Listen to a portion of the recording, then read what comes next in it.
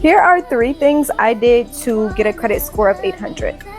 1, never miss a payment. Never ever miss a payment, ever. You never want to miss your credit card minimum, but me, I always paid my full balance regardless. Never the minimum, always the full balance every single month.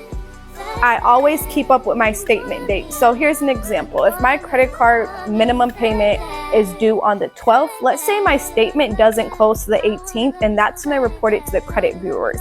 I make no transactions between that statement date, so I don't have a balance or anything that shows as any credit utilization within that statement period to show that I'm not relying on credit. Step 3, never spend more than what I actually have. If my credit limits a certain amount, I never max it out for one. Always keep it under 10% and never spend what I wouldn't be able to pay.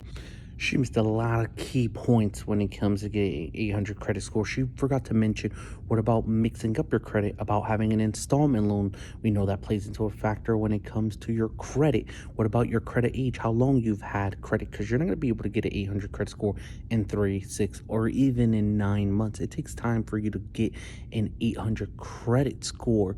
So she's missing a lot of key factors when it comes to that, which is also is amount owed. So like if you have a lot of debt by opening up a lot of loans, you're not going to be able to get an 800 credit score with those 3 easy steps, which is the reason why people think that with those steps you can. So definitely follow me if you're definitely trying to learn how to rebuild credit, build credit, or even get to 800 credit score.